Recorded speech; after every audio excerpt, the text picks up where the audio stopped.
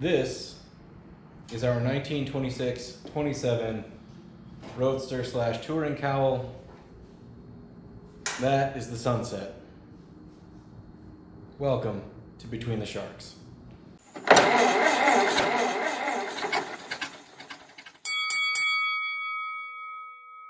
So we have been at this all day, and it's one of those days we've taken at least 2 steps back, if not more. We started the day, roll tape, like this. Ladies and gentlemen, welcome back to Between the Sharks. As you may recognize, this is our 26-27 Roadster Touring Cowl. We are slogging away in the hot rod mines at this point. We are in the midst of a project killer, is what I call it. This is the really, really hard stuff. I call it a project killer because it takes forever. It's so many little repairs that don't really seem to show a whole lot of progress. So it can be tiring and discouraging, and you don't really hit any of the new stepping stones, landmarks, anything that looks like real progress where you can stand back and be like, oh yeah, I can see the light. No, we are deep in the pits of the hot rod mines. There is no light here yet. So before we dive into this little slice of nightmare, I wanted to say thank you to anybody that has decided to subscribe to the channel. It's not only really helpful for the channel, it's also personally encouraging to me. So if you've done that already, thank you so much. If you're on the fence or considering it, it helps a guy out. So yeah, if it's not your bag, that's cool too. Whatever. Anyway, let's get after it. We started the day already tired of working on the cowl, to tell you the truth. We were chasing down a million little pinholes and patches and all of this, and had plenty more to go. However, as I moved it around the shop, just because that's what happened, I started to notice that our square issue was bad. Well, things have gone from bad to worse, fellas. But maybe you can see that, but our racked problem is worse and slightly different than I even realized. Also, this was hit so hard, I guess it's bent and curved and stretched, where on that side over there, it's actually straight. So, yeah, we're having a moment. Today's second attempt at getting started is brought to you by Little Brown Dog Coffee. Nothing says good morning like Little Brown Dog. Upon closer inspection / new perspective / whatever, it became clear that this, a repair I did many moons ago, where I cut this on the other side of the cowl and removed this top piece, hammered it all back to shape, put it back in, and then welded it.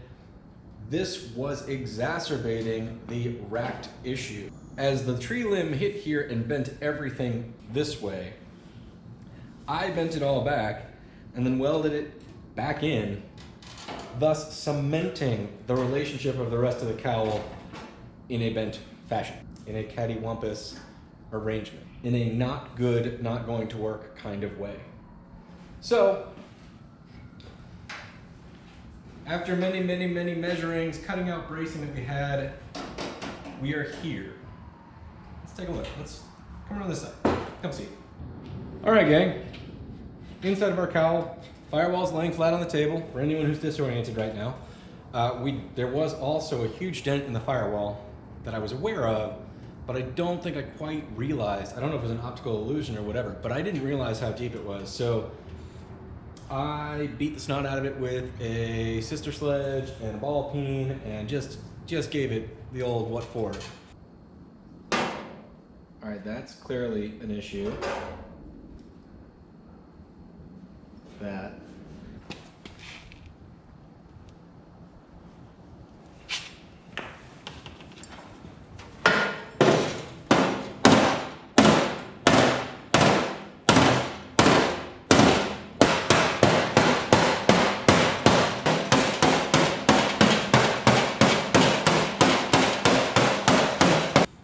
try to flatten that out. But it proved that that was not the only issue that we had. What we have left here is this angle and that angle, as the body kind of spreads out, are not actually even, not even close. We can do this at that mark. But what I'm getting at here is this is way leaned out this way relative to this piece, which, you know, is. Then I guess that's the next thing, really. I don't have a reference for the shape. I need it to be symmetrical, I know that. So, I realized that this weld, this kind of prevents or forces this whole thing to wrap. So that's now back to being loose. And this is bent. So when the tree hit, it hit basically right here. So we're at the point where I think this needs to be loosened or removed to see if we can force the rest of it back into shape. Basically, I was able to discern that the firewall also kind of rolled a little more than it would. Like, whenever the tree hit, it pushed and stretched the metal this way. So I have some kind of, I mean, like I said, I've been at it all day with nothing productive, but it looked like this. So this tape is just going to approximate a straight line.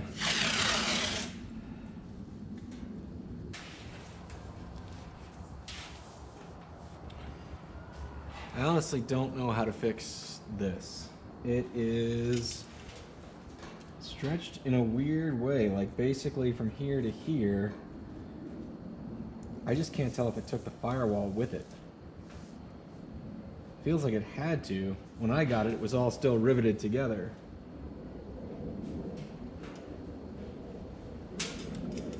So I'm wondering, this may all become a patch panel now because I have to basically reconfigure this. But somehow I've got to get the firewall back to being straight.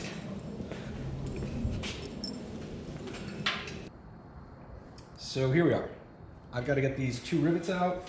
I mean, honestly, I could just cut this thing in half, but we'll go ahead and do the 2 rivets thing. For those of you new to this, this is actually new information for me too. I haven't dissected one of these quite to this level. I fortunately, luckily, didn't have to on the last Model T I worked on.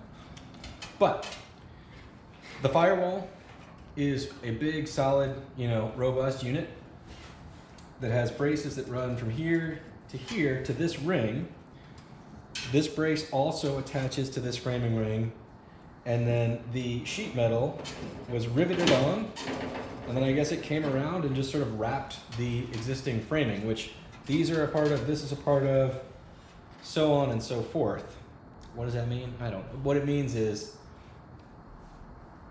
this is not necessarily flimsy stuff, but if this is bent, that could wrap the whole thing. Also, if I welded this back to a bent frame, this skin was going to keep any of this from, you know, bending back. Because if this needs to flatten out, it will make this distance longer, and guess what was not going to stretch? So there we go. We did some karate on it. I don't know if I have to cut the other side. I don't think so. We're gonna start here. Enough jibber jabber. Let's get after it, for crying out loud. All right, gang, we got our Rivet Begone 3000.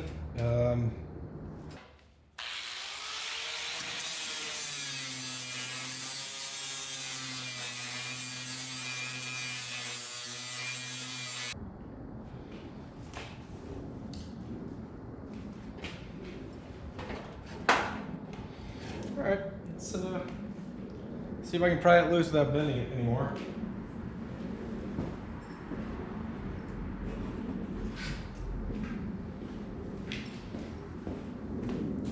Yeah, that's what this is for.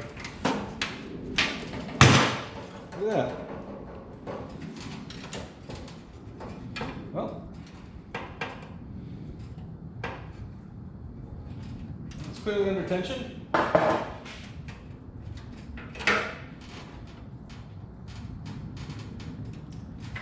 See, this is bent, and that's what's kind of concerning me a little bit. If I pull the skin off, which I could do, but don't really want to, that's the rivet hole it wants to go in, but I can't even force it back to that spot. So one of two things has happened. Either it's sprung closer to the shape that it should be, or it has gone and it is now further from the shape that we want. Now we gotta just measure some diagonals and see what we can come up with. What are the odds that when I go to install this, I need to reverse the firewall anyway? Think about that for a second. Thinking about it? Remember I said that. The likely bend is still right here on both sides, meaning this side opened up and that side closed. And that would represent the shape we have, which is everything's kind of pushed over that way. I don't know how to fix it yet. I think that's the thing.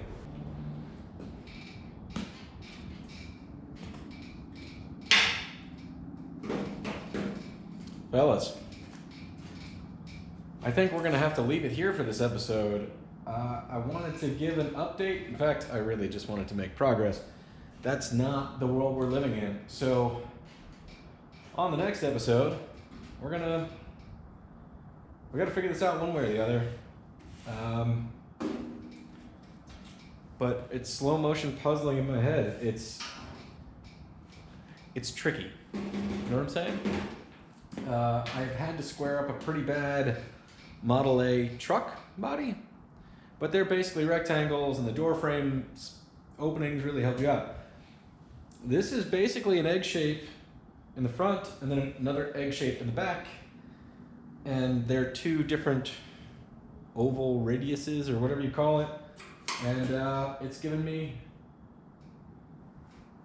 trouble. We'll get it there, but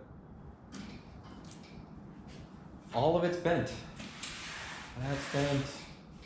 That's bent. It's been stretched. Unfortunately, the work that I did to it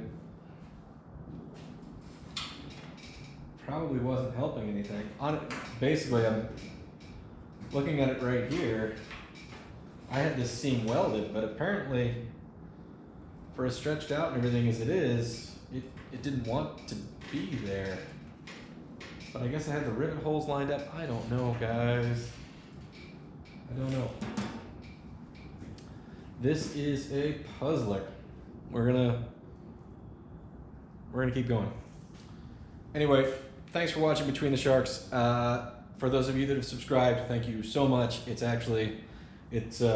bolstering at the end of a day like this. I will continue to try to show you the good and the bad of this project, and we will get it done. I'm not giving up on this. My brain can't figure it out right now, but trust me, as soon as then I'm going to sit here and stare at it for the next several hours, and maybe have a frosty beverage and get my mind to meld with it. So, again, thanks for watching, guys. We'll see you next time on Between the Sharks.